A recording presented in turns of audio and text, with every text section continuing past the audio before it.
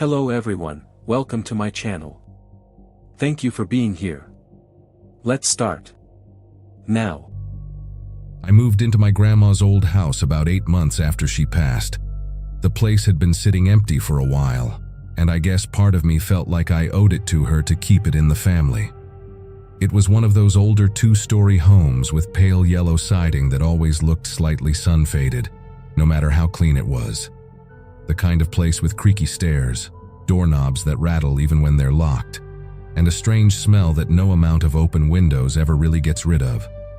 I was working full-time at a small vet clinic on the edge of town, so I wasn't around during the day.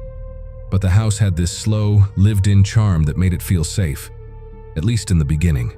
It started with little things, you know? Things you don't even realize are happening until they stack up. I'd come home and the light in the upstairs hallway would be on.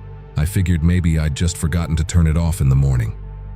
But then it was the bathroom mirror, fogged up like someone had taken a hot shower while I was at work. I remember standing there staring at it, holding my breath, just trying to come up with some normal explanation. Maybe a pipe leaked steam, maybe the heater kicked on weird. It didn't make sense, but I didn't want to jump to anything crazy. That's how it always starts. You talk yourself out of what's right in front of you.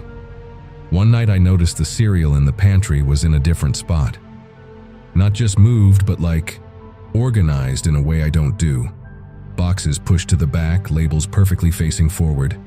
I live alone, so unless I sleepwalk with OCD tendencies, that wasn't me. I even checked the locks on all the doors and windows that night. Front, back, side. Even the one in the laundry room that barely closes all the way. They were shut tight. I kept telling myself I was being paranoid. Stress. Too many late nights. Too many crime shows. But there's a difference between misplacing your keys and your house feeling like it's been managed. What finally tipped me over was something my neighbor, Mrs. Delaney, said. She's retired, probably in her 70s, and she spends most of her day tending her flowers and drinking sweet tea on the porch. One Saturday morning, she waved me over and said, "You had company yesterday? Thought you were working." I told her no, and she squinted at me, real serious, and said, "Well, someone was up in that front bedroom window around 2 in the afternoon, just standing there."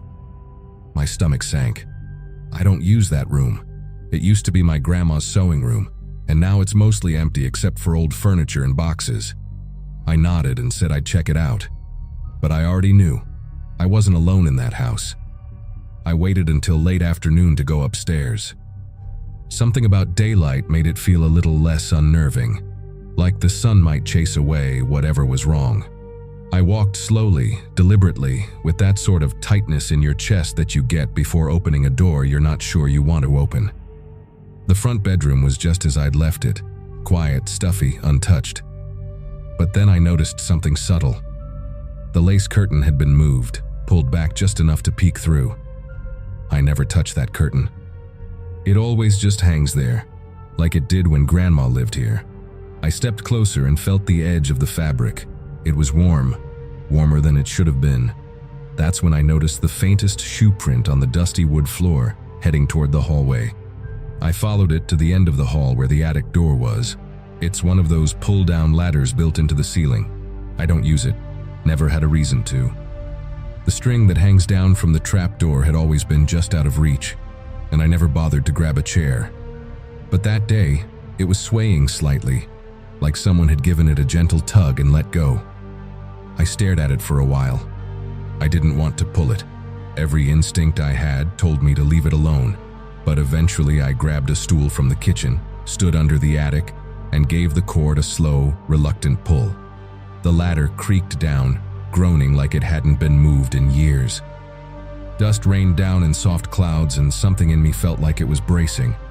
I climbed up one rung at a time. The air changed as I got higher, mustier, more still. My head breached the opening, and for a moment I couldn't see anything. Then my eyes adjusted. There was a sleeping bag in the far corner tucked behind a stack of plastic bins, an old lantern, a used coffee cup, and next to it, a crumpled newspaper from 2 weeks ago. There was even a plastic grocery bag filled with snacks, things I knew were missing from my pantry, like those granola bars I thought I'd run out of.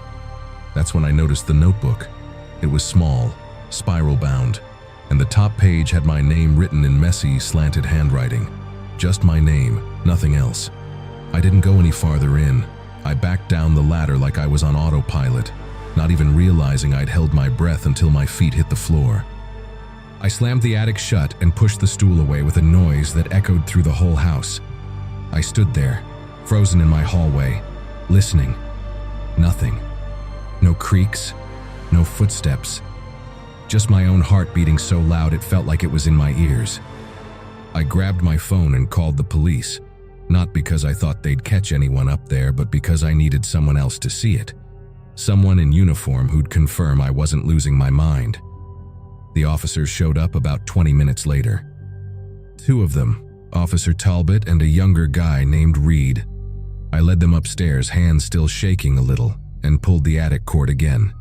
The ladder came down with the same heavy groan.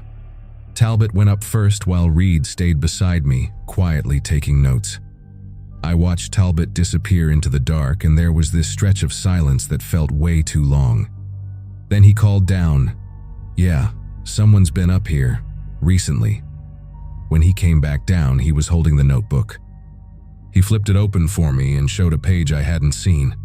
A sketch of me, standing at the kitchen sink, washing dishes. It wasn't great, but it was detailed enough to make my stomach turn. They didn't find anyone in the attic. Whoever had been living there was already gone. No fingerprints, no ID, nothing that pointed to a name. Just evidence that they'd been watching me, maybe for weeks. Officer Talbot said it was probably a drifter, someone who knew the house had been empty for a while and took advantage of it still looking that way. "You'd be surprised how often this kind of thing happens," he said, like he was talking about a flat tire. "They suggested I get new locks, install motion lights, maybe even cameras." I nodded, but all I could think about was how easily someone had been sharing my space without me knowing. Eating my food, walking my halls, drawing me. I stayed with a friend for the next few days while a locksmith came out and changed everything. Doors, windows, even the little lock on the attic hatch. I bought cameras for every room, even though the idea of seeing something after the fact terrified me. I don't know when the person left or how long they'd been watching me before Mrs. Delaney said something. All I know is that it stopped, just like that. No more lights left on, no more cereal moved, no fog on the mirrors. It was like they vanished into the walls and took all the noise with them. But I still sleep with the TV on now. I can't stand the quiet. I kept the notebook. I don't know why. Maybe because throwing it away felt like pretending it never happened. Every now and then when I open the kitchen drawer where I keep it, I still get that same chill I felt when I first saw my name written inside. Just those 4 letters, alone on the page. Like I'd been labeled, marked. It's been almost a year, and I've told maybe 3 people this whole story. But I still find myself staring at the attic door sometimes, waiting for that pull string to sway.